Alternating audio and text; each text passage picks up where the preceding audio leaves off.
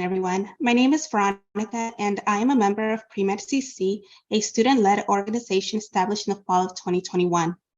Our goal as an organization was to create an online program for pre-medical students at community colleges and universities, with the hope of guiding the next generation of diverse and inclusive physicians.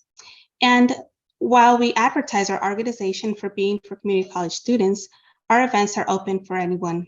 We realize that finding guidance and mentorship in a pre-med journey can be especially challenging for first-generation pre-med students, people that lack financial resources, or just those that,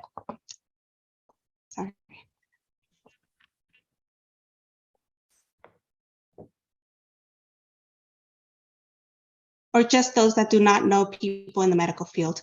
One of the best parts of our events is that we are virtual, so you can do it from the comfort of your own home. We typically have events Fridays from 5 p.m. to 6:30 p.m. and on Sundays from 11 p.m. to 12:30 p.m. Pacific Standard Time. If you aren't able to attend the event, all of our sessions are uploaded on our YouTube channel. Many of our sessions will end with a Q&A with our speakers. Any questions that you have will be put in the Q&A section on Zoom, and our team members will read them and have them answered. After you have attended our event, you can log in onto our website and complete the quiz, which will contain questions pertaining to our session today.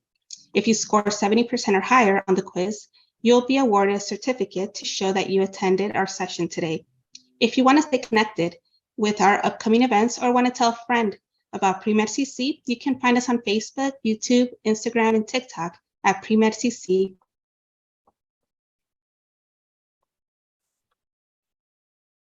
Hello, everyone. I'm now going to introduce our speakers very briefly. So today we are honored to host a number of representatives affiliated with the UC Health System.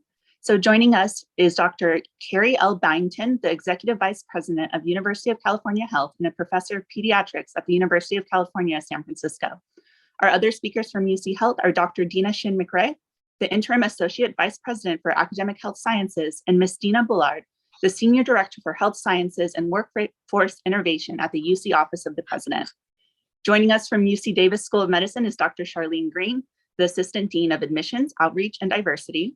Joining us from UCLA David Geffen School of Medicine is Dr. Jennifer Lucero, the Associate Dean for Admissions and Vice Chair for Justice, Equity, Diversity, and Inclusion for the Department of Anesthesiology and Perioperative Medicine. And joining us from UC Irvine is Dr. Charles Vega, the Executive Director of UCI's Program in Medical Education for the Latino Community and Assistant Dean for Culture and Community Education. Thank you, everyone, for joining us today. Thank you. All right, so my name is Luis Godoy. I'm on the advisory panel for PreMedCC. I'm a thoracic surgeon at UC Davis in Sacramento. A little background about myself is I am a community college grad. I went to Solano Community College, transferred to UC Davis where I did my undergrad, med school, stayed along for residency, and I'm now on the faculty here. And it is really quite a pleasure to be here with such an esteemed panel of colleagues. And I look forward to listening to the seminar, the session. I will pass it along in the order that I see here on my list. So I'll pass it on to Dr. Lucero. If you could introduce yourself, please. Oh, yes. So hi, I'm Jennifer Lucero. I'm, as was mentioned, I'm at UCLA. I am both trained in OBGYN and in OB anesthesia. And I'm a first generation at the college, went to Cal State Northridge, and am a Chicana. And so for me, I was born and raised in Los Angeles, and so excited to be back at UCLA and doing the work that I'm doing. I am going to pass it on to Dr. Byington. Okay, thank you so much, Dr. Lucero and Dr. Godoy. It is really a privilege to be here with all of you today, and we will hear from everyone on the panel in just a moment. But I think I'm going to open with a few words.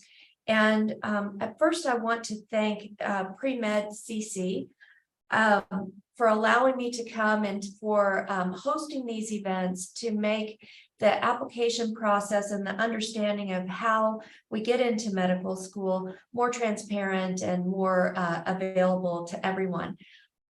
Like many of the people that you'll hear on this panel, I was the first generation in my family to go to health professional school, and I really had no mentorship along the way. I would have loved to have had the opportunity to listen in and learn from a great group like PreMedCC.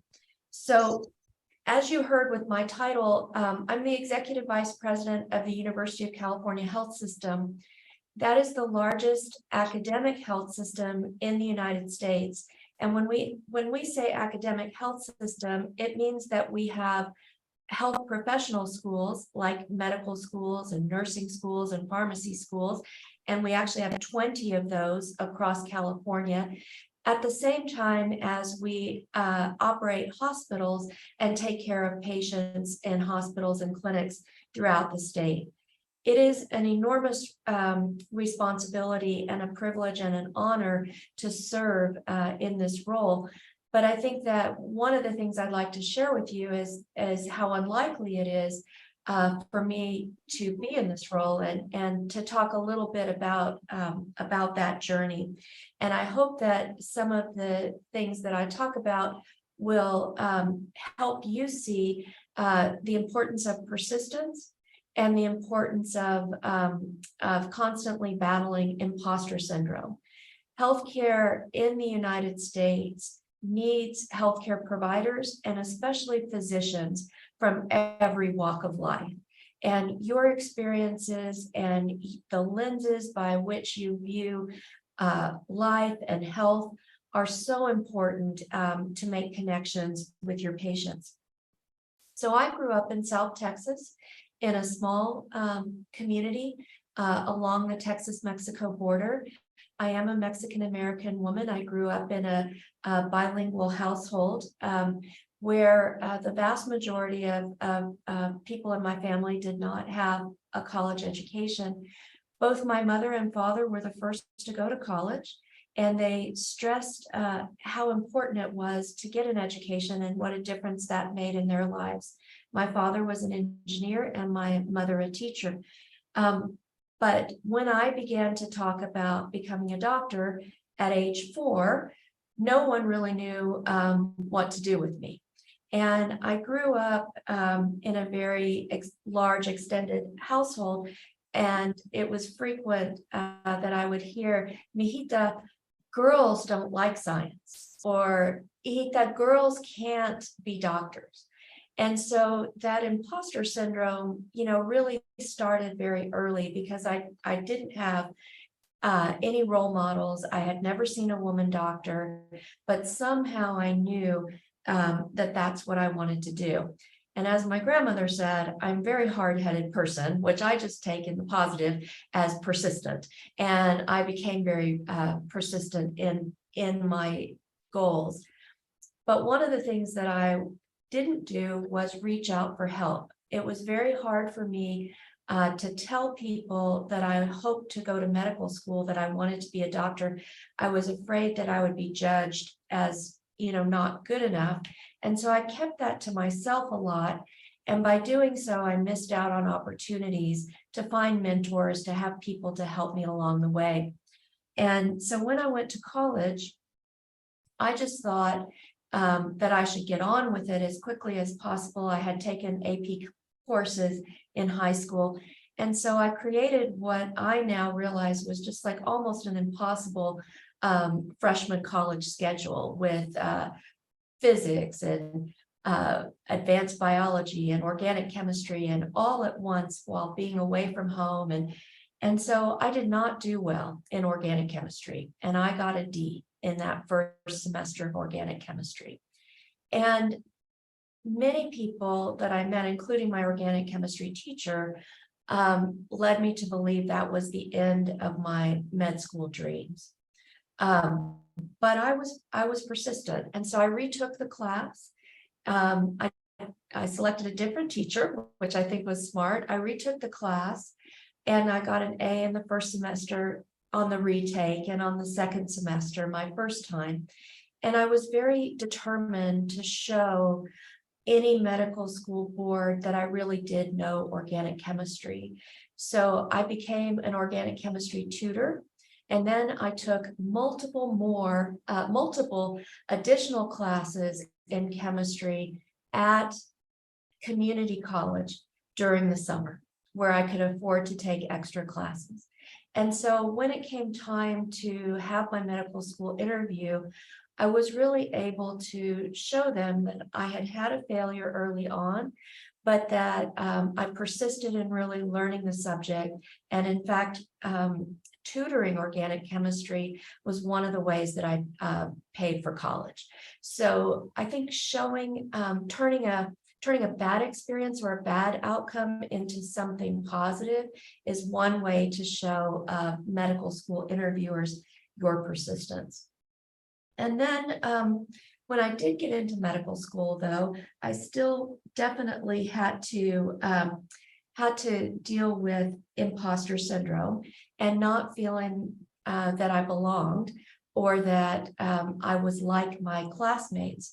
But over time, you realize that some of the skills that you bring are actually, the fact that they are unique are very important in medical school. So one of the skills that I brought was that I was fluent in Spanish. I had felt maybe less than in the beginning of medical school in that my colleagues could speak French or German or Latin that might, help them in their studies. But what I found was being able to speak Spanish on the hospital wards in Texas really made me a valuable member of the care team and helped me to be successful in medical school. So after 30 years of taking care of patients, learning how to do research, teaching and building programs, I find myself at the University of California, a system that I would consider one of the best in the world.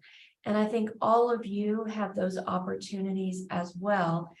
And I'm very proud to be in this system that embraces diversity and inclusion and is on the cutting edge of really medical school education. So I'm probably going to turn it over now so that you can hear from the other deans and colleagues across the campuses on what do we think we're looking for and what makes a great medical school applicant. So I'll turn it over now to Dina and just really encourage you to stay on your trajectory, stay on your journey, be persistent, and never let anyone tell you that you're an imposter. Thank you. Thank you very much, Dr. Byington. Hi, everyone. I'm Dina McCrae. I am the Associate Dean for Graduate Medical Education at UC Irvine, overseeing the residents and fellows there. And I also have the honor of working in the Office of the President as the Interim Associate Vice President of Academic Health Sciences, which means I get the pleasure of working with all of our 20 health professional schools on system-wide projects. In terms of my personal story, I came to California in '96 and my first job was at University of California, Irvine Medical Center. I was an administrative assistant. And at that time, I was still trying to figure out what exists in California. I was born and raised in Delaware. So the whole California system was new to me. And then I realized, all right, I'm going to apply to medical school. I got a book, looked up which medical schools exist in California and realized, oh, there are quite a lot of prerequisites. I got to go back to school. So I went to Orange Coast Community College and took some courses, met some fantastic people there and applied to medical school and did not get in. I got this letter in the mail and it said that I had not been accepted. I had a very kind friend who happened to be a medical student at UCI. She said, hey, let's go talk to the admissions office. And so I went there with her and I found out that they actually did not receive my full application. And so they said, let's just wait and get your full application and then we'll resubmit it. And we did that. And I was fortunate enough to get in. So that was a huge lesson to me to just follow up and talk to people and ask questions and see what's going on. You never want to miss an opportunity. So I was incredibly lucky. And I was very fortunate also to be able to still keep my job at University of California, Irvine Medical Center while going to classes. And then I also was working at California Pizza Kitchen as a hostess because rent's expensive here in California. So I was doing these different things. Everyone has a different pathway. I was happy to be in UCI for the medical school and then also residency. And I've stayed in the system and there's a reason for it. I really admire all the values and initiatives that University of California supports. All right, so I'm going to now introduce Charlene Green. Dr. Green. Hi, everyone. Good evening. As mentioned, I'm Charlene Green. I'm at UC Davis School of Medicine. I'm responsible for the admissions process, all of our outreach and pathway programs here in the School of Medicine, as well as our retention programs for current medical students and residents. So I work on a lot of different diversity initiatives here institutionally. As far as my personal story, I'm also a first generation. I come from Stockton, California, which is only about 45 minutes from here. It's part of the Central Valley. And I honestly did not know how to dream big. I had no clue what I wanted to be. Many people from my community are just trying to make it out and stay alive. So I really honestly could not dream very big. I got into Sac State from high school. And so I went there for 2 years. I like to say I was dismissed, but really they kicked me out. Failed out of school completely, had no direction for my life. So I ended up at American River College and met with an amazing counselor, Dr. Judy May, shout out to her. And she really just guided me and helped me get back on track and really loved on me, just showed me kindness and motivation, helped motivate me to get back on track. And so I graduated from American River College, went back to Sac State, graduated from there and went on to get a master's and then a doctorate. When I tell you I couldn't even dream something like that because I hadn't seen anybody in my family do it. It was really people encouraging me, believing in me, and providing me some tools to get to those different stages in my life. So I continue to serve in many capacities, not only here at UC Davis School of Medicine, but I am a part-time counselor at Cosumnes River College. So if you're in the Sacramento area at Cosumnes River College, you can meet with me. And I also teach psychology at Sac City College. So I'm kind of in a lot of different areas here in the community. But really my life's work has been focused on education, equity, and access, really paying forward what was given to me and what I learned from those who mentored and my community of support. So really, I hope to continue to help uncover others' passions, trying to figure out what you want to do with your life, and then trying to help connect people with the tools and the resources like experiences and education to meet your goals. So that's kind of been my life's mission. So I'll end it there and I'll turn it over to Dina. Hi, thanks, Charlene. Hi, I'm Dina Bullard. I'm the Senior Director for Health Sciences and Workforce Innovation in the UC Office of the President, where I provide system-wide oversight and issues management, primarily for our medical education programs, and really those that relate to workforce policy and planning initiatives, including diversity, equity, and inclusion. So for me, I'm not a physician, but I was pre-med when I came to Cal, like now 30 years ago. I did not enjoy, taking the science classes that were required. And back then, most people were science majors. And that just, my first year was terrible because of the coursework that I was told that I needed to take to get into medical school. I did actually have the fortune to join the Biology Scholars Program at Berkeley. It was a new program back then, and it's still here to this day in one of our model programs, but it really allowed me to have support and to help me deal with the imposter syndrome that others have mentioned.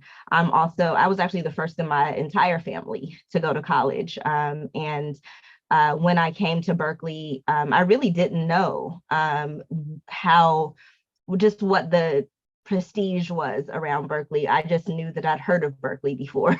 And so I showed up there to move into the dorms sight unseen. I didn't even come and visit. And I remember handwriting my UC applications, but I just, came to Berkeley and thought I was going to, sail right through science since I'd always done that, prior to arriving. And it was just a rude awakening for me. But when I got in the BSP program, it was the place where people look like me, look different than me, and all sort of, banded together to get the support that we needed to excel in our sciences. But what I was advised then, and I'm so glad that I was advised this way, to really major in something that I was interested in and that I was passionate about. And so I majored in African American studies. And I took a lot of public health courses because I was just curious about what was public health, because back then there was no public health undergraduate major. And so I just took those courses and realized, gosh, I really, really love public health. And I really felt like I wanted to be a public health physician. And then so because I still had some courses to take by the time I graduated, I decided to go to Johns Hopkins to receive a master's in public health. And I realized then that, gosh, this is really what I'm interested in doing. I was interested in having an impact in healthcare, certainly for the underserved. And so I focused on health policy because that's where I felt like I could really create change, and worked in the government there. I, worked at the American Public Health Association on their lobby team, and then came back to California and worked in Sacramento with the California Primary Health Association. So there pretty much I really realized that because I still had an interest in medicine. And so when I arrived at UC Health almost 20 years ago, I was recruited when the current president, Drake, was he was in Carrie's position and started PRIME, the program. It's called Programs in Medical Education. We'll talk a little bit more about that later. But that really made me say, oh, wow, I could really do something here in California that was right up my alley around creating access to care in underserved communities. So I never left. I ended up staying here in higher ed, which I never thought I would be, but really still working in medical education and still here because of the great work that we've been doing all these years around changing the face of the physician workforce in California. So with that, I will hand it off over to Dr. Vega.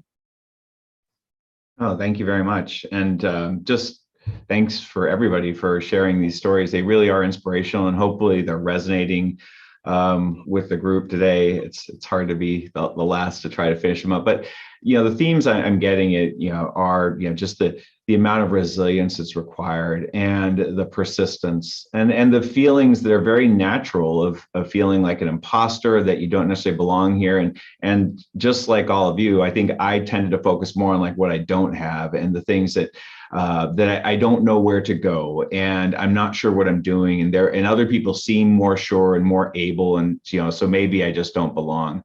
But looking back now, I can see that there were certain advantages that I had that nobody else had. Speaking Spanish is an advantage, like Dr. Byington. Knowing my community, right? And I've been working since I was 8 years old, and just being someone who knew how to get deadlines met and how to work with people in a bunch of different jobs was really, really helpful to me. And it's not only important as you're on this journey through your education and then going into a health career, but it's absolutely essential on this larger journey since I graduated from medical school. That turns out to be a pretty big deal. It's a lot more time.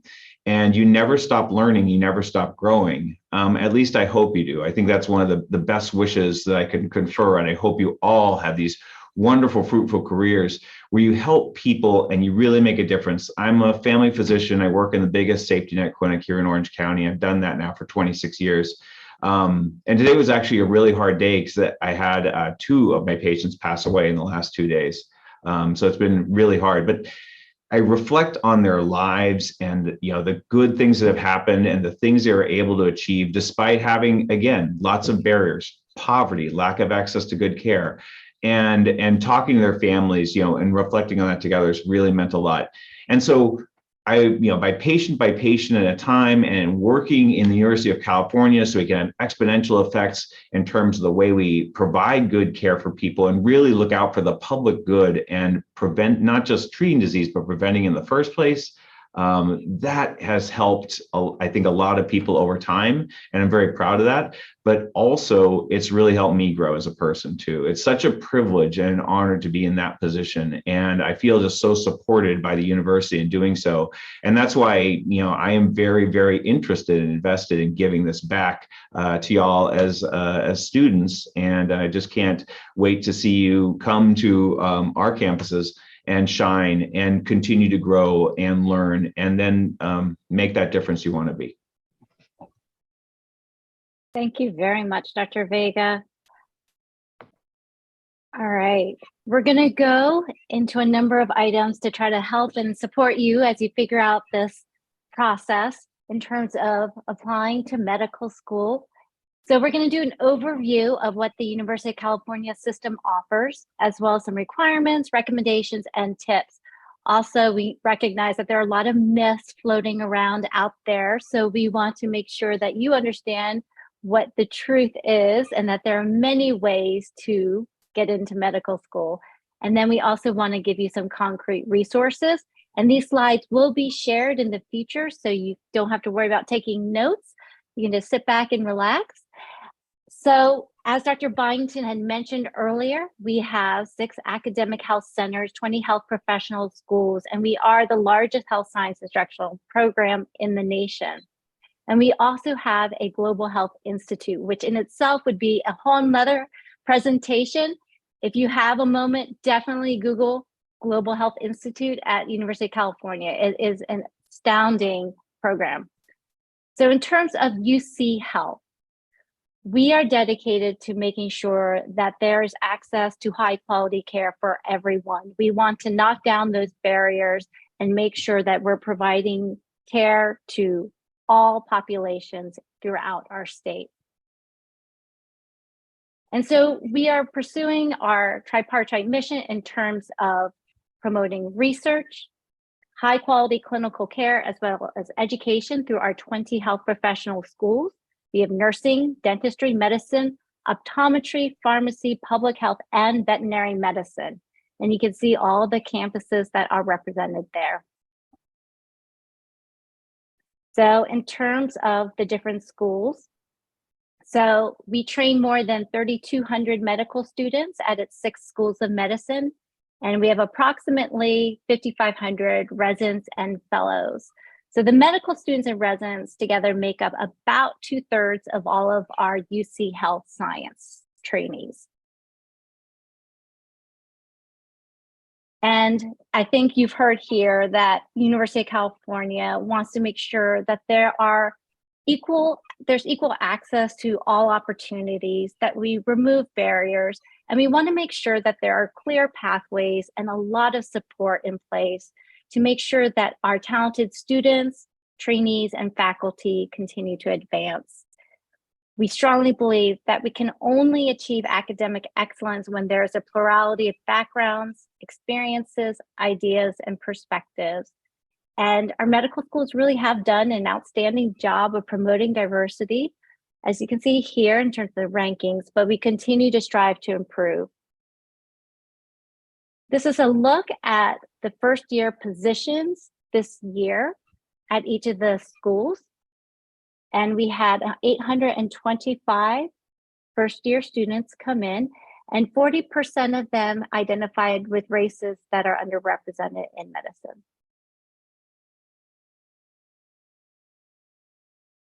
So actually, I'm gonna let Dina Bullard take over here.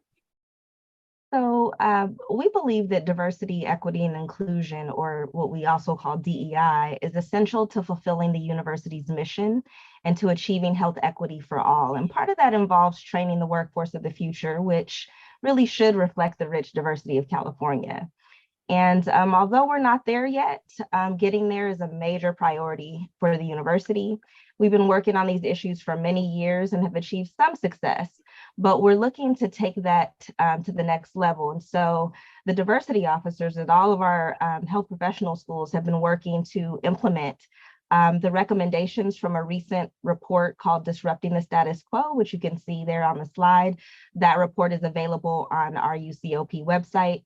But the report recommends strategies that our schools can take to increase diversity of our health sciences students, our residents, and faculty system-wide, and also really to improve the climate to ensure that equity and inclusion and belonging for all who learn and work at UC. And among the recommendations, there's one in there that recommends that UC partner with colleges and universities that enroll a more diverse student body, like those from community colleges, the CSUs, HBCUs, HSIs, and tribal colleges and universities, in order to increase the diversity of the applicant pool seeking admission to our schools. Next slide. I think this is my side. So the University of California has many programs, pathway programs that are both pre-med and also once you matriculate into medical school or start medical school. I think how we try to really focus on various communities of needs is, number one, building programs that allow learners to grow, learn, and train within those communities once they're in medical school. And in the admissions process, we really value connection to those communities as part of our process. So we're really into cultivating local talent from those communities that are nicely aligned to enter in some of these programs. So that's one way that we've been able to really think about how we are building learners based on the workforce needs of California. So just to highlight a few from UC Davis, we have our ACE-PC program, Accelerated Competency-Based Education Program in Primary Care. So this program is actually an accelerated medical school program that is 3 years instead of 4 years. It is for learners who know they want to do primary care, and then they have an opportunity to then match at either UC Davis Health in either family medicine or internal medicine, and also one of our Kaiser Permanente partner location sites. REACH, Reimagine Education to Advance Central California.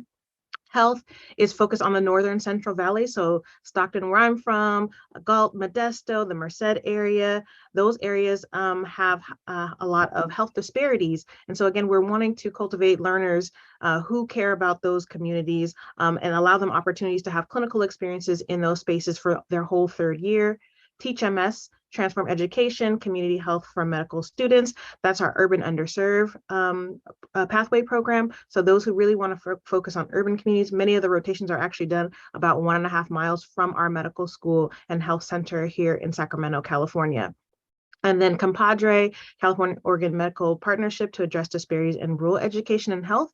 We're really focused on Northern California and Southern Oregon areas, and those areas that are rural. So if you think about rural areas, many patients might have to travel 6 hours just to see providers. So we're really trying to build more physicians who want to go to those areas, and again, who have ties to those areas. That part is really valuable to us because we want them to be integrated with the community and be most likely to serve in those communities, so patients won't have these disparities where they're having to travel very far to even just see primary care providers, and then think about referrals to specialists. All of those things cause quite a bit of a burden on patients and their families.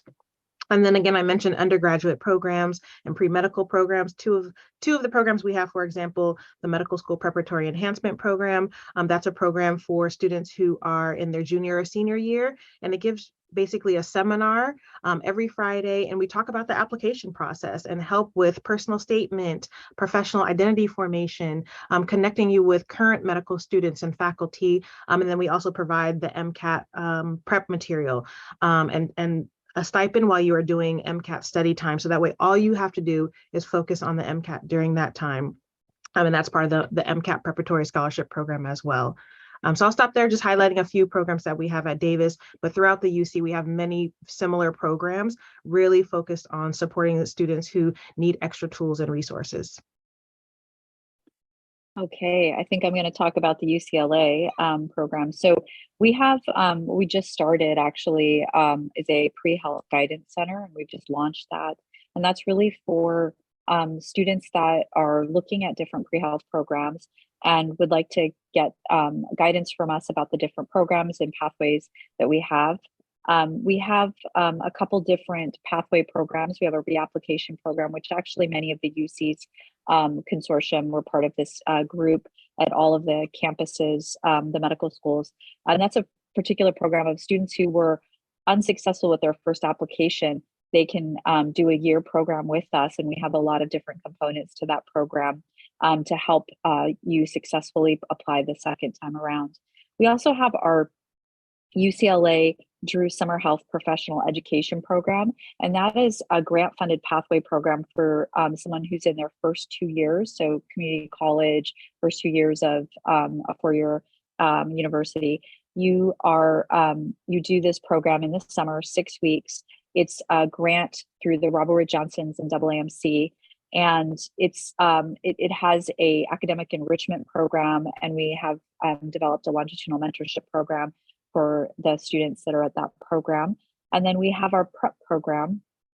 So that prep program is for students who know they're interested in doing medical school, and they're in their sort of last 2 years or just graduated from college. This program is really designed similar to what Dr. Green said about that preparatory for MCAT prep, and really sort of helping give you good skills for evaluating research, what it means to, care for different communities. There's a lot of different enrichment part of that pathway program. And those two programs have actually all three, the reapplication, the SHPEP program and the prep program, all come with stipends for the while you're in the program. Now, one that is we have a lot of different tracks in UCLA, and you're going to hear about the PRIME program, which is one of the tracks that we have.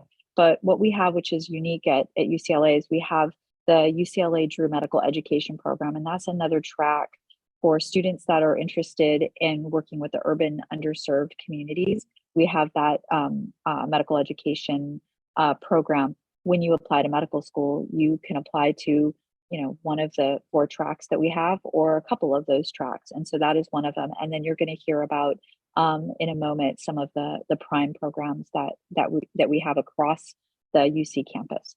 So I will turn it over to Dr. Vega. Okay, well, thank you. Great description.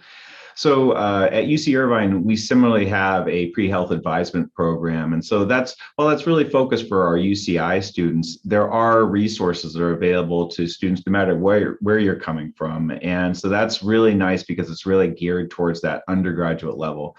But we've reorganized our efforts in terms of outreach here at UCI over the past 5 years or so. And we have this concept of open medical school. These are big events that we have at our school, and pre-COVID, they were held quarterly. COVID certainly gave it a different flavor, unfortunately, because it was virtual. It wasn't quite the same. But we do a lot of outreach, and I think all of us do across the campuses. So we go to junior highs, we go to high schools, 2-year, 4-year colleges, post-backs. There's a pathway for them as well. And open medical school allows us to continue to do that outreach, but it ties it all together with these big events. We have a track for junior high school students. We have a track for post-secondary education students. And it's the full, everything that we have to offer, from simulation to procedures to clinical skills training. You get a flavor of that all in one Saturday. And so it's really nice to tie these things together, and we invite families as well. My family certainly didn't understand anything about where I was going to medical school or what it entailed, and I found that I actually couldn't study at home, and I certainly could not take call from home because it was a challenge. So just a quick story. So I was going to go do an overnight shift. My mom, told, so I was getting ready to go in the morning. It was going to be a 36-hour shift. And my mom says, "Oh, so you're going to come home for dinner?" I'm like, "Nope, I won't be home tonight. I'm going to, work overnight in the hospital." And she said, "Oh, so you're just going to be late for dinner?" I'm like, "No, I will not be home. I will be in the hospital. And I'll get dinner there. Don't worry about it." "Okay, so when will we be home?" "Like, I'll be home around 6:30 p.m. tomorrow." And she says, like, "Oh, you mean like maybe late night tonight?" And so it's just like, okay, I have to leave the house now. She start to realize like I have to get to my shift. So this is a way that you can get the families also engaged. And for many families, it's the first time, like my parents, it was the first time they'd been on a med school campus. So so therefore it is really nice to have that. And it ties into some of the other things we do as well. So we have our academies. We have 2 prime programs here. We have LEAD ABC. That's for the African, Black, and Caribbean community. And then we have Prime LC, Latino community. They both have their own academies in the summertime, and those are free. A lot of times, folks who go to open medical school, who we have been mentoring over years, do those academies as well, which just gives them an accelerated pathway into medical school because they know the system very well. They know what to expect, and they're gaining skills and knowledge as they go that makes their application shine, but also I think is very fulfilling for them personally as well and keeps that motivation going. And we have the only GME, graduate medical education residency track in Prime in the state. That's in my Department of Family Medicine. So overall, we're really proud of those things. And then the last thing about open medical school, which is really exciting, is we actually track those students over time. So if you're in junior high, you fill out surveys. The following year, when you get an invite to come to the next open medical school, because there's continuity here, are you still interested in a health career? For our high school students, are you planning on going to post-secondary education? If so, where? And for our college students, are you interested in where are you applying? How can we help you? So we are developing longitudinal relationships that even COVID couldn't break. Prime is a real jewel, I think, in not just the University of California, but for our entire country. It's really looked to as a model for how we make a difference in terms of promoting health equity for communities that need it most. So you can see that each prime started a different year, has a different focus, but together we actually work together to try to find intersectionality, because it's all about creating health equity. And every year, the prime programs, they have between maybe 10 and up to 20 students per class. So we are creating this future of physicians who look different, think different, act differently. And it's all about social justice and health. It's all about anti-racism in medicine and changing the way we practice. So I've been very proud. We now have, out of Prime LC, we have 148 graduates. We're the oldest program. 95% of them who are out of residency, out of fellowship, are working in a safety net hospital. They're working in a federally qualified health center like the one I work in, or some kind of community or county facility. So they really are walking the walk. And it's just been a phenomenal success with these programs, and something that I think is the envy of many, many other states in our country, because health disparities are everywhere.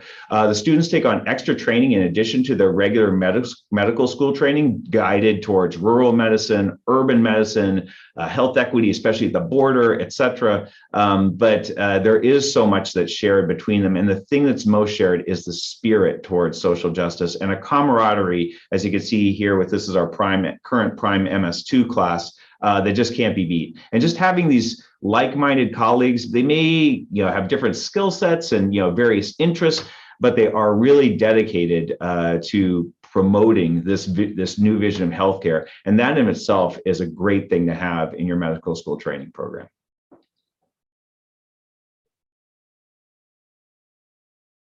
So some of the other equity-focused programming offered across the UC system to increase diversity include community college pathway programs like the California Medicine Scholars Program.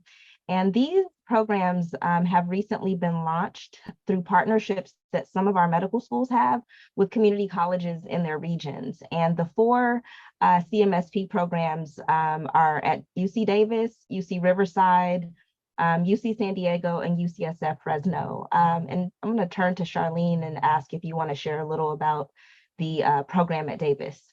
Sure. So our CMSP program we call Avenue M, but in general, the California Medicine Scholars Program is really meant to bridge community college to guaranteed transfer programs through the CSUs and UC systems, and then well-aligned students to enter medical school. And how we do that is starting in community college in your first year. We work with you with mentorship, with helping you to connect with physicians so you can have what we call professional identity formation, right? To see yourself as a physician, you need to be in spaces where, number one, you see people who look like you and you start to be integrated in that culture, right? So by the time you get all the way to interview process, it's natural for you to talk about health disparities and some of the things that you're hearing us talk about today. So it's not just something that you've Googled and you've rehearsed, but it's something that is a part of you and part of your passion that you've explored.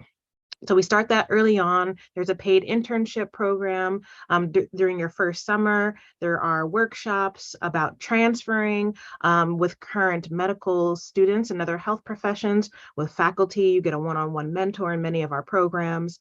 And then again, we kind of help you to the transfer process to one of our partner schools. And once you've transferred, then we really start that intense support for application planning and prep. And that also includes preparing for the MCAT exam.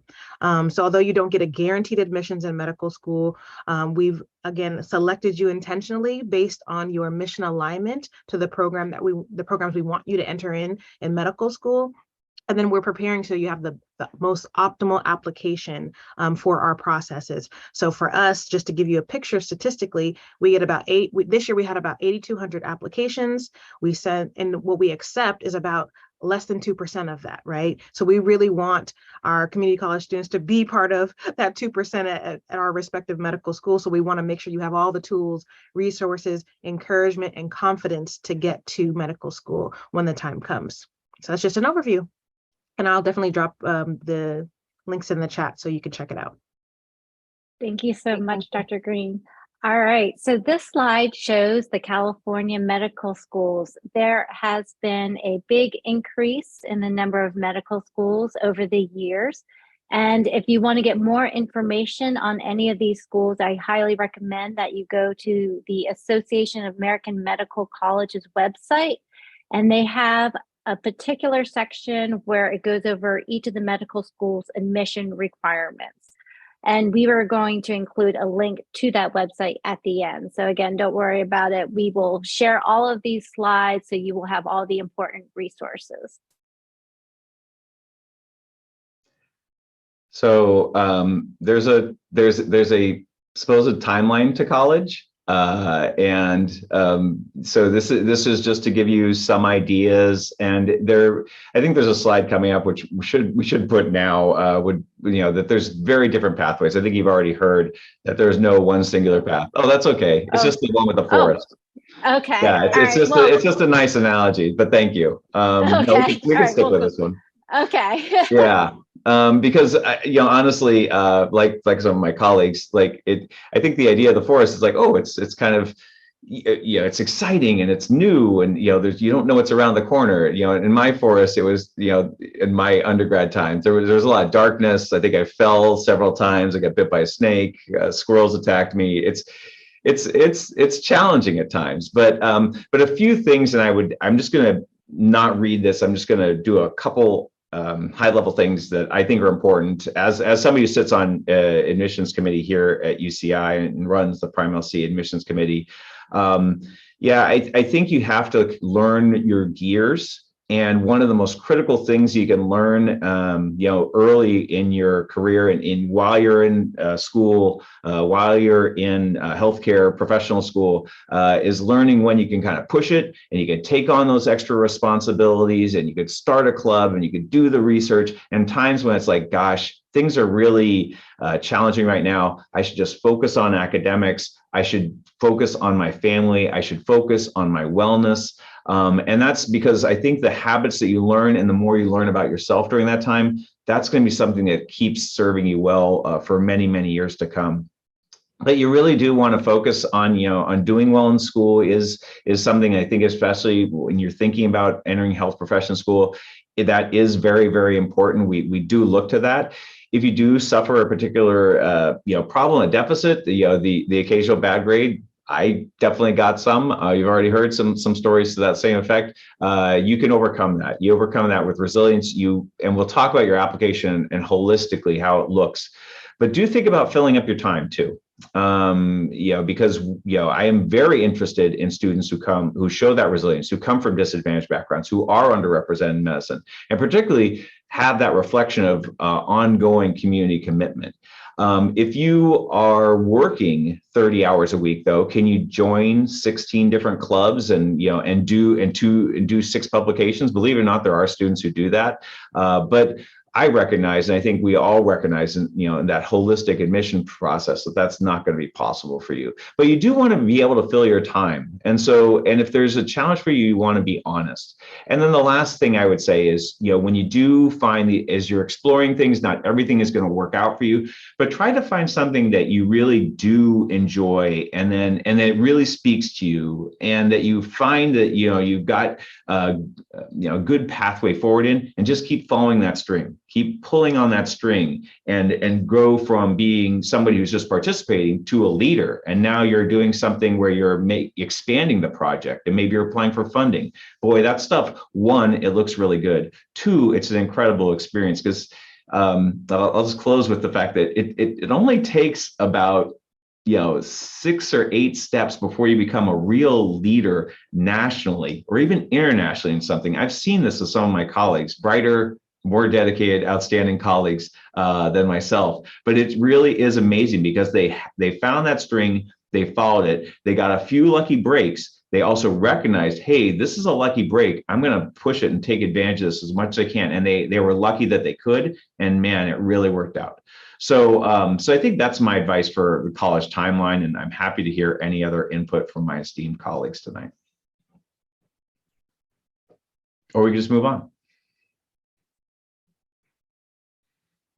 Okay, I think I'm going to be doing the application process. The thing, just as an aside, I love this slide because 2 of the people pictured in the photographs there were my former residents in anesthesia. So it makes you feel really good when you see that. And they're now faculty and doing amazing stuff. So the primary application, the process is really, there's the primary, there's a secondary application, you have your interviews, and then the final decision. Each school has a different slightly tweaked timeline as far as final decision. But when you think about your primary application, that really is, as it lists there, kind of the real sort of backbones of the application. Once that goes out to the schools, you will start to receive these secondary applications. And they're really school specific. They often are guiding you by what the mission of the school is. They're asking particular questions about you and how it relates to the mission of the school. And then those applications, once that's all complete, you have your primary and your secondary application and all of the letters of recommendation, your transcripts, everything's in a complete file. It goes to the reviewers to decide if they're going to interview you. So that first process is the primary, then you get the secondary, and then the next is that interview. And so when you think about the interview, that's more of, we're really interested in what you've had to say, what you've done, and we want to get to know you more. And there's a lot of different interviews. Some are group interviews, some are one-on-one with faculty, some are with a student. Some are MMIs. There's a lot of different parts. So know the school and what they're looking at, and so you're prepared. And then it goes back to the admissions committee for the final decision. And a lot of schools have different timelines. Some schools give all their offers at once. Some are rolling admission. So it's an anxiety-provoking time because you're kind of wondering what I'm going to hear, but it's not over till it's over. And there's lots of stories of maybe you'll get on a wait list at a school and you'll get that phone call when in the summer. And, at the end of the day, some of the best phone calls that I've made are to that last student that got off the wait list. And it's just been wonderful to watch them grow and we're all physicians in the end. So really you have to just kind of think about it after the interviews and just put it out of your mind as much as you can. But that's really the kind of, in a nutshell, a timeline of the general process. So I'm doing this next one too, the personal statement. This one is one that I think our students always sort of wonder, what am I supposed to put in that personal statement? Now, I was formerly at UCSF, and I remember the former admissions dean saying, I don't really look at the personal statements much. They all kind of say the same thing. And I was crushed because I thought I spent so much time on my personal statement, and I love the personal statements. Everybody has a different sort of thought about it. For me, I will tell you what I think about it, and others can talk about it. The personal statement is your chance to talk about why medicine. It can be your journey. I want to hear more from me. I want to hear more about why medicine, your journey. There may be something in your application that I really found interesting. I wanted to hear more about it. You know, if you had to work throughout college, if you had to work when you were, in high school, I want to know, how that resilience, perseverance, what that taught you, kind of more of your story. I like less of the stories of the shadowing or the patient interactions are great, but if it can relate to kind of you, that's your chance to really tell us more about you and why medicine for you, and really can give us some more things about your journey. As you heard all of our journeys, there's definitely uniqueness within them, but also this common thread. And so when we think about wanting to develop a really diverse physician workforce, we want to know your journey and what you bring and how the class. We don't want a class of all the same people. We want a really diverse class of students that have different lived experiences. So I think that's really what I always advise in the personal statement, to really talk about your journey. And really, I have to, at the end of it, understand why medicine. You don't have to be specific about, I want to do this specialty. I think I always share with folks that I thought I was going to do family medicine and be a primary care physician. And I ended up doing OBGYN and then practiced for 2 years, and then went back and did anesthesia, and now do OB anesthesia and deal with very, complex, patients. They have complex diseases. I take care of them. I love it. It's great. And it's fulfilling, but it's very specialized. But that's okay. That was, that's what I thought I was going to do. And I went on this journey. But if you looked at the statement of what I wanted to do, ultimately there was an essence of understood why medicine. So that really has to shine through in your personal statement. I think we go to the next slide. So this is just to talk in general about pre-medical requirements. Each school may be a little bit different here and there. So these are just general requirements. The MSAR, which has already been put in the chat, is a great resource to see things collectively, nice and neat, but you can also access the information on individual school websites. So for example, UC Davis School of Medicine, our prerequisites are the MCAT within 3 years, essentially. It says 3 years at an accredited college university, but really that's a bachelor's degree, although that is not part of our bylaws, our policy. 100% of our students who are accepted to our school have a bachelor's degree. I know most of y'all probably won't even know who this is, but unless you're like Doogie Howser, who was a 15-year-old TV sitcom doctor, I know y'all don't know who that is, it's fine. And then college level courses required within 5 years of applying. So this is recommended, but not required. So again, we're looking at you holistically. So if you're a non-traditional student, which means you didn't go into medical school directly out of undergrad and you did your prereqs 10 years ago, but you got straight A's and you've gotten stellar grades till then, we're not too concerned about that. But it's just recommended within 5 years because it does help you prepare for the MCAT as well as medical school curriculum. So we require a year of biological sciences, a year of Gen Chem, a year of organic chemistry, and a year of physics. And for us, a year is 2 semesters or 3 quarters if you're on the quarter system, and equating to at least 8 units. So again, they'll vary by medical school just a little bit here and there. How we look at them will vary by medical school, but this is just a general example of prereqs. And here's the same for UC Irvine, which I'm not going to stress on too much because yes, just know that these are out there and that there's some general requirements that are common between schools, and there's a move away from having requirements at all.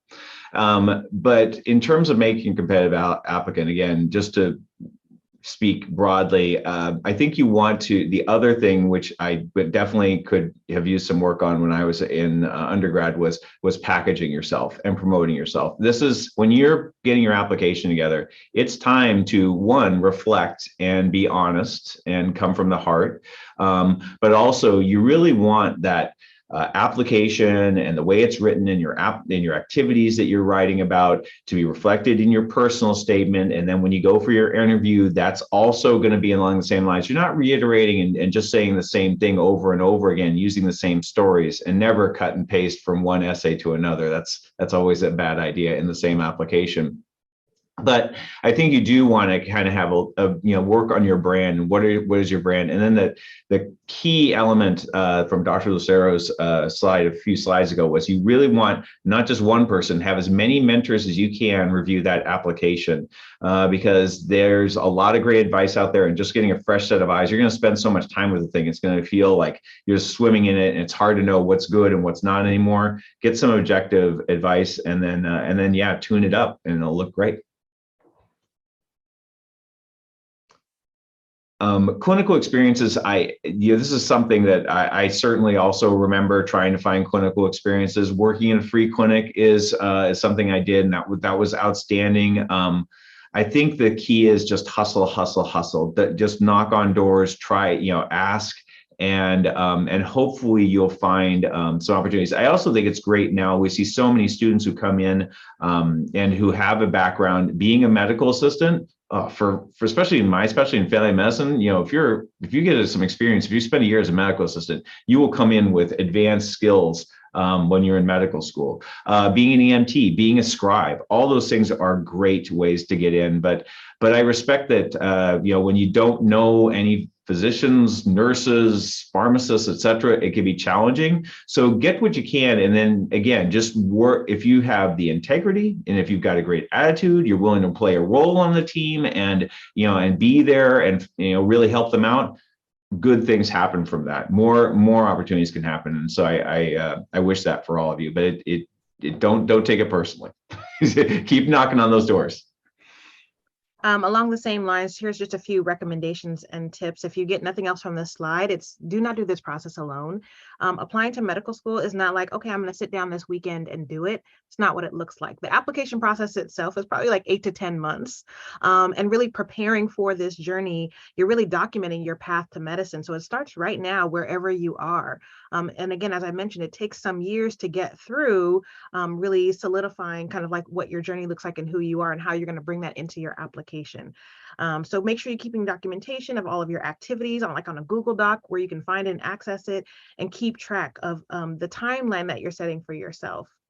Make sure you're making goals that are feasible, and not everything is going to be smooth. There will be barriers. There will be roadblocks. We all talked about our stumbling blocks on our journeys. It is going to happen, and you will be a better doctor for it. You will know how to handle adversity and keep moving forward. We'd rather have someone with adversity than someone who got through life with no challenges at all, because guess what's going to happen when you're in the clinical setting? There will be some challenges. Dr. Vega just mentioned he lost patients. Those are challenges, and those are challenging to deal with. So we want students who've built kind of some level of perseverance to push through those things. And then know when to ask for help and know when to take a break. Recharge yourself. Don't burn yourself out trying to do, as mentioned, 15 activities so you can have this really great medical school application.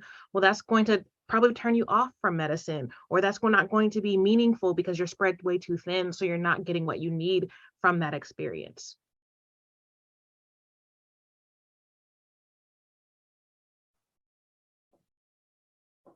Sorry, I'm answering questions in the chat. So yes, I'm supposed to do this part. Really, there is, it's hard to say traditional pathway, because I think many of us had we call it non-traditional, but I think that's the new normal, as I call it. So a traditional pathway is college. You finish college, you immediately apply to medical school. But honestly, that I would say traditional, but not the majority.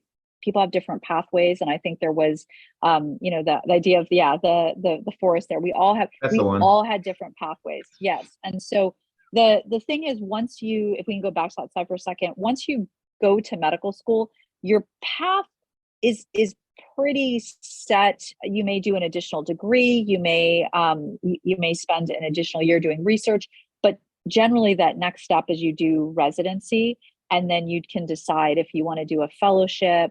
I did 2 residencies and 2 fellowships, so you can, but it is sort of a time. Each residency has a set timeline, and you go through that process. But you can do a whole lot of things after college before you start medical school. And we have a lot of amazing students and residents and fellows and attendings that have done just that.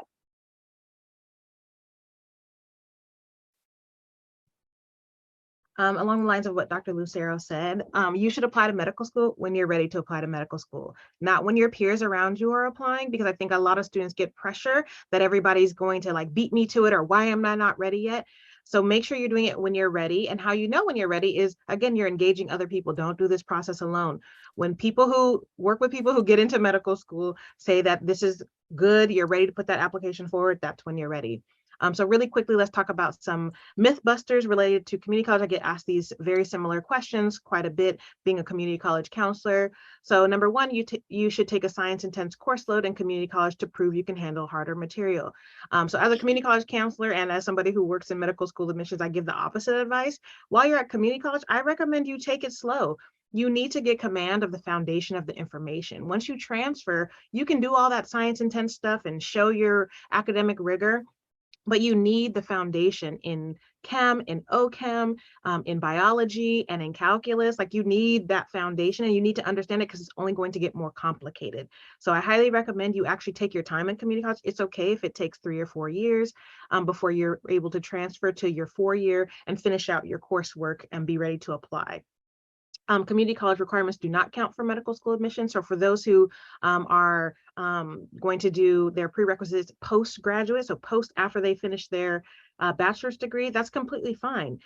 Again, we're looking at you holistically. So we're looking at what you did in undergrad. We're looking at any coursework that you took post-grad, if that's science intense coursework, and we're looking at how you did, what the course load was. So we really do look at you holistically, and it's important to know that we do see everything. So we do see every attempt that you've taken. So again, for a lot of schools, you can get your Fs and your Ws and don't include that. For medical school, you actually do need to include every attempt. So even if you withdrew and had a W, you actually put that on your application. That's not necessarily a bad thing, but if we see a pattern of W's, like you are a perfectionist and like you got all A's and you thought you were getting a B and you dropped, like that sometimes looks a little interesting to admissions committees. Again, it can be interpreted very differently. So there's lots of different things that we're looking at, but we're trying to understand holistically what your academics look like. I already addressed the second one, staying longer at community, staying longer than 2 years is not looked at favorably. That is okay. When you're starting your journey, the foundation is more important than trying to hurry up and get through, because then you end up having grades that are not at your strongest, and then you don't have command of that knowledge as you move on to transfer and take additional higher level coursework. Medical schools do not accept students that start in community college. Absolutely false. As you can see from our California Medicine Scholars Program, we are seeking you out. We are specifically looking for you. So not only are we accepting you, but we're actually building programming to draw y'all in. So that is completely false. Getting a C in a core science or prerequisite course automatically disqualifies you from medical school admissions. Again, completely not true. We're looking at you holistically. Did you improve? Did you, write something in your personal statement about getting back on track academically? What does your MCAT look like relative to the rest of your grades? We're looking to see, again, all together, can you do medical school is what we're trying to assess. Can you handle the academic rigor that is medical school? This is my favorite one. Taking the MCAT to see how you do is a good way to figure out what you need to work on. My famous catchphrase is, do not take the MCAT for funsies. It's too long, it's too expensive, it's too hard. Absolutely don't take the MCAT for funsies. There's a lot of information and prep material on the AAMC website. Take practice exams. And when you feel good about the content and you're scoring, as you work with your advisor, you feel like you're having a good score, that's when you take the MCAT. It is a long exam. You should not take the MCAT for funsies. You have to graduate from a UC school to be admitted to a UC medical school. Also false. We have students who are from California but went out of state. We have students who went to private schools. We have students who went to CSUs. We're looking at, again, can you do medicine and what experience do you bring to the first year class and what do you bring to the field of medicine? And lastly, you need to be a science major to go to medical school. Also not false. I've had English majors, sociology majors. I've had people who were Navy SEALs before, dance majors. So again, what is your journey to medicine? Is it going to make sense to read people reading your application? Do you understand your own journey to medicine and what medicine entails? And can you handle the academic rigor of medicine? So again, we're looking at who you are as an applicant and what you bring, but you do not have to be a science major. Many students are, because when you're completing prerequisite coursework, a lot of it is science coursework. So you end up with some sort of science degree in that process, but definitely not required. Thank you very much, Dr. Green. I, for the record, was an anthropology major. All right, so we hope that you're getting excited and not intimidated by this process. Again, lean on people, and there's a ton of resources out there, really good ones. So check out these websites. And again, we will share these with you. But there are many people who want to provide support to you all. All right, so now we're going to go into questions that you have for us. So one of the questions that came up was, is it okay to do my prerequisites at a community college, or do you prefer them to be done at a four-year university? I think we covered that on the myths. So definitely that is totally fine for you to do your prereqs at a community college. And I also answered it. I typed in that answer too. So we have that there on the record. Yes, we get this asked almost every single time, and we've actually have a 1-minute recording of Dr. Lucero, and we posted it, and we're still gonna get it. I think this is one of those things that we're just gonna have to beat it until people stop asking it. So yeah, I will tell you all here so you can hear it. I made my own post-bac. I was a psychology major. I did a master's in general experimental psychology and had no organic chemistry, prereqs of anything. So I spent a year and a half going all over the Los Angeles area, Moore Park, Pierce College. I did some classes at Cal State Northridge. I went to Cal State Dominguez Hills. Wherever I could get all of those classes that I needed to fulfill the requirements, I did that. And it was not a negative. I got into many medical schools. You got to do what you have to do to get to those. One little trick that I did, I don't think it was wrong, but it's, you got to learn how to hustle. So I had to figure out, if I finished my master's and officially graduated, I would have to pay a post-bac fee. There were it was a lot more expensive for each of those courses. So I had all my coursework done and I waited. I was ready to write my thesis. I had all the data for my master's thesis, but I did all my classes. And then I took the MCAT and then I wrote my thesis after I was waiting to hear what medical schools I would get into and hoping I would get into them. And then I graduated and then started. So you'll see these like a very, in my CV, the way it looks, it's like, wow, so she finished undergrad and then she started grad school. There's this long, and when I graduated, they said, we were wondering, there's a special ceremony when you get your master's, but we were wondering what she was doing all this time. And then we figured it out, and they announced that I was going to medical school. So you can do that. So and you got to always look at what works best financially and plan around that, but you can make your own post-bac program. To build on that, we have a lot of questions about post-bac programs in the Q&A right now. So do you see health systems, do they accept a large amount of students that have done a post-bac? And then also, what are the benefits of doing a post-bac program?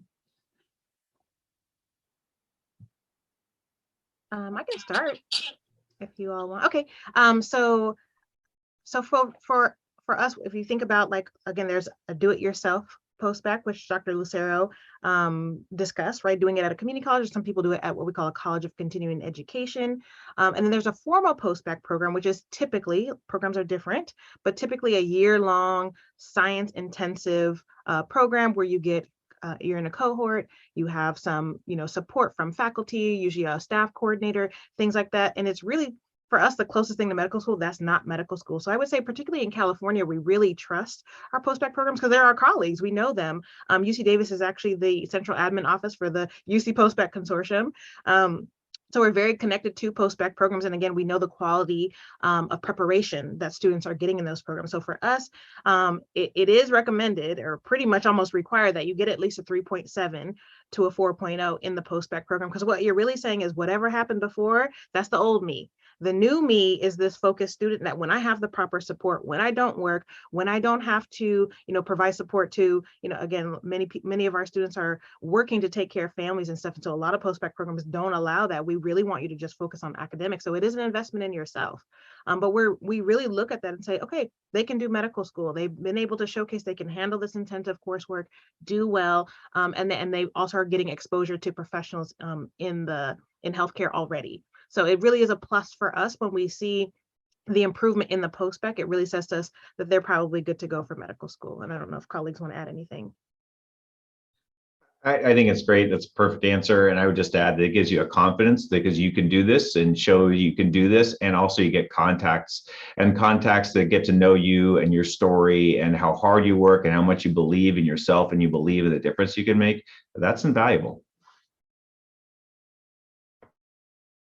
Okay, I have another question here. Are there support programs for older adult students preparing for MCAT after years of being away from the school system? So I guess for students that are older. So I'll just share that two of my classmates in medical school, one was a former RN who worked for 7 years as an RN before getting into medical school. And we had a firefighter from a rural town who was also, and they were like gods to us because they could actually do things that we were just like, well, let me tell you about the Krebs cycle. And they could actually put in lines, and like if somebody was going down in the free clinic, they actually would respond and not just like kind of, wet themselves. So not that ever happened to me, but maybe close. So yeah, it is great. And that life experience you have and the richness. So really, I think when you're applying, I would think about how you want to apply. And how you want to play upon that as a theme, because I think you're certainly gonna have to talk about it, and as an important part of your journey towards a health career. But yeah, once you get into school, I think it is challenging because I worked with older students because it's just you're going back to class and there's a certain the dynamics of it all may feel a little foreign if you've been working for a while, but because you love healthcare and because you have admiring fellow students like myself, yes, fawning other students, yes, you'll do quite well. I was going to just add that I think also the other component was the MCAT preparation. So I'll give a little snippet of you are likely going to want to do some prep course, whether it's Kaplan, Critson. I don't have a particular recommendation for those courses. I will say they can be very expensive. So one of the other tips and thing that I did is if you ask them, because I needed to take a prep course for the MCAT and I didn't have money to do it. So I actually just cold called them up and said, do you offer any tuition assistance, fee assistance, or anything? And actually they do. You just have to show, your financial need. And I got a significant reduction. It made it actually possible so that I could actually afford to take the prep course. And then what I did is I structured it so that I made it like a job. I just said, I've got to save up enough so that I can spend this time. And I will tell you, some of our reapplication students, there was one student who really, it was her MCAT. She needed to take that time and retake the MCAT. She was in a reapplication program. And I asked her, she did phenomenal the second time. And so I said, tell me what advice, what did you do? What was the thing that I can tell other students? And she said, I spent a month. I scheduled it so that I could spend a month, and that's all I did. And so that's what, you need to do the prep class. If they're very expensive, so you can ask for a fee assistance, and they just have you show tax records or whatever, and then make it, it's like your job. That is your job, and just focus on it and spend that time and set up, month and a half to do that. The only thing that I'd like to brag is 2 people on our team who actually took the MCAT without a prep course and actually done a workshop. And then they're going to do another one in January, and they both scored in the 99th percentile. And one of them is Madeline, who's down there somewhere. So come to that, because they did really well and they didn't take a prep course, and they actually even posted some of their resources. So just to brag about, We do have a lot of questions about advising. I know that many of the speakers mentioned earlier how important it is for community college students to meet with somebody to kind of go over their plan to getting into medical school. So what are some resources that students can use to get advising about the medical school application process? So I think one of the last slides that we posted was like a bunch of resources of different groups, like Latino medical student associations, a bunch of different groups. Please check out those links. The earlier you can get engaged with the groups, they have workshops, free, virtual, in person. The more you can get engaged with people who do this work, with people who help people get into medical school, that's a great way to find out information. I think most campuses, not all, but most campuses do have at least a STEM advisor. So really meet with that person, because right now the community college, it's really about making sure you're taking the right coursework to get to where you want to go on the next step for transfer. So really make sure you're meeting with a counselor at least like once a semester. Mm-hmm. There's often programs like MESA, Moja, Puente. So there's a lot of different student support and equity programs at your local community college. Get in all of them. EOP, EOPS. Engage with everybody who has resources to help you along this journey, as well as connect with some of these statewide, regional, and national groups, so you can hear more about just the process. The more you hear it, it's not even that you need to be intensely engaged, it's just about hearing it. So when you do get to transfer and you're starting your journey on your medical school application piece, you're not going to be wondering what is an AMCAS application, right? If you've never heard AMCAS application, you're like, what is this? So you're actually preparing yourself so you don't have to have this rush of learning all of these terms relative to just the application process in a short amount of time. So by the time you get there, you're going to know what they mean by secondary. You're going to know when it happens. You're going to know which medical schools you're interested in. You already have done research and heard from people like us. So you'll have some insight, probably more so than your peers, because you started early just simply listening and engaging with groups that do this work. The other thing I'm going to add is, just wanted to add one thing is that look at some of those pre-health pathway programs, because those have built-in mentorship and part of the academic enrichment. There's summer programs. They're really, one of the things that we know how important it is to have mentorship as you go through this process. And so we pair you up with the faculty, and their agreement to be your longitudinal mentor is they see you until you matriculate into your program, and they meet with you ad hoc. They meet with you twice a year. That's the kind of thing to look at what resources. And I agree with Charlene, all of the LMSA, SNMA, these are great resources for you to tap into. Yeah, and I was just going to underscore what Charlene said about how just get in these programs, because one of the other things that I experienced being in one of those programs was having study partners in these courses. When I went into the huge lecture hall for chemistry, there was a few drops of Black people in those huge auditoriums. But because I was in, BSP, Biology Scholars Program, we were all studying together. We did that all throughout, our college experience. And people were always telling me, gosh, so many physicians. It's I may not be a doctor, but I know a lot of clinicians because we got tight, because we were in these programs together, studying, sharing resources, telling each other, go talk to this advisor, forget the one you have, they're not telling you the right things, go to that. I would have never been able to survive in these science courses, without the group that I got from being a part of these programs. I wouldn't have ever known it on my own. So yeah, join whatever. We shared with you our programs available through UC, but if you're at CSU, if you're in these community colleges or anything else, there's something, on your campus, make sure you tap into it. So the only thing that I would add is we have a lot of, we post a lot of things on our Instagram, and I think most people are on Instagram, but we also send out listservs. And so I think just paying attention to a lot of things that are happening around you, part of being in a network is, we post stuff for some of our stuff. We have the Med Pride group. So I think it's being in a network. I think that's what's the most important thing. And with the internet has made it pretty simple these days. So, and I know there's a lot of it too. And this is coming from someone who's not on social media. So. And I have another question for Dr. Green. What do you do if you have a bad counselor or advisor that is not supportive and tries to place roadblocks in front of you?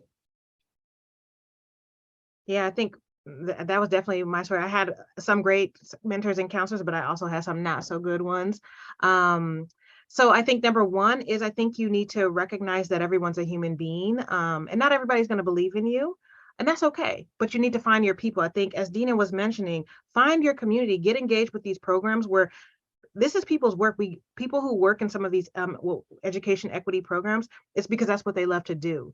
They love to connect with students, and they love to help encourage you and motivate you, because your success is our success. It's a win for the community. So really make sure you're finding who your people are on campus. And sometimes it takes a little bit of work. There are going to be people who discourage you on the journey. And that's going to be not just in community college, not just when you transfer, it's going to be at work. People today discourage me on stuff I can't do. Again, I'm just a little girl from Stockton, and I'm like a whole assistant dean with a doctorate. So of course there were people who would never believe it if I told them today, because of who I am and where I come from. So there's going to be naysayers on the journey. Accept that and move on from that, and find the people who really want to invest in you and people who want to sow into you, because there's going to be more people like that than there are naysayers. So if you let that one person hold you back from finding the glory that is your village and your community to get you there, then it's going to be really hard for you. So push those people to the side, or only go to them for the things that you absolutely have to go to them for. But then you find your community of people in your village who's going to help support you for the long haul.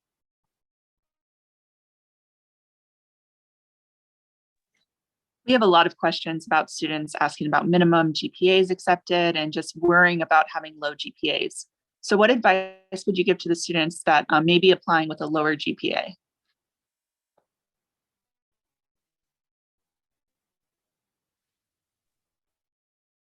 Y'all will make it. Okay, I can start that one. So I think that, so number one, when people ask me, what's your GPA cutoff, or what is the minimum GPA, or is this GPA good enough? I always say it depends. It really depends. And this is why we say don't do this alone. You really need to have someone who is a health professions advisor, a pre-health advisor, a pre-med advisor, looking at your package. It's not just about one semester or what is your total GPA. We're looking at grade trends. So maybe you started off rough because you're first gen from in college, and you are getting acclimated to where are your resources, where are your people, where's tutoring, and you're getting connected with those resources, but then you're showing a trend up, like that's positive.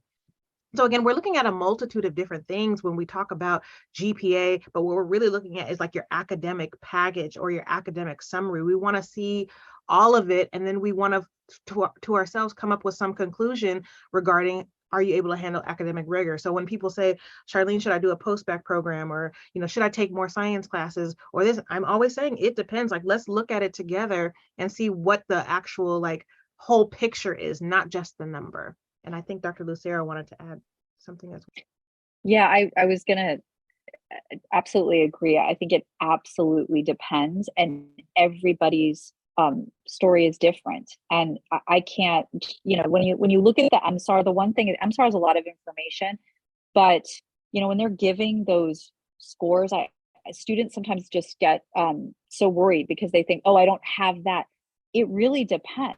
and it has to be, you know, what is your trajectory? What have you done? What other, when we talk about holistic review, we hear this all the time, but it is really looking at the whole person and what their lived experiences, what their barriers that they had, what their potential of how they've moved across. And yes, there are people who had C's in organic chemistry, and we accept people all the time with that. That is not, it isn't this, okay, you have to have this cut off. And there's so many unique things that individuals bring. And so there is not one size fits all, because we need to diversify the physician workforce. And that means having different experiences, doing different things, overcoming a lot. And medical school is hard. Residency is really challenging, because I always say it's like running a marathon, both emotionally, physically, and academically. You're doing all of those things, and you're taking care of your patients, and you're invested in this. So we want to know that you have the perseverance and resilience to get past that. And then being a physician, I mean, we have the best jobs in the world, but we know what it takes to do that. And you have to have that perseverance and resilience. And that sometimes means not doing as well as you thought you could, but getting back and working on it, saying, I want to do this. This is my dream, and I'm going to keep going. And so try not to get too caught up in the GPA, and could not agree more with Charlene, but go to advisors. You're trusted. They will look at it. They will help you. They will work through, okay, let's see what we got to do. And you're going to have some work ahead, but that's okay.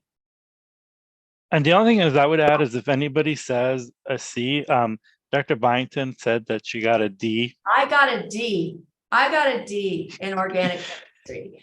And so I just want to say that, I really, really agree with these last comments. It is not one size fits all. And if you are encountering an advisor who says you have to have X or it's over, you're not at the right place, because medical school has moved on from that paradigm of one size fits all.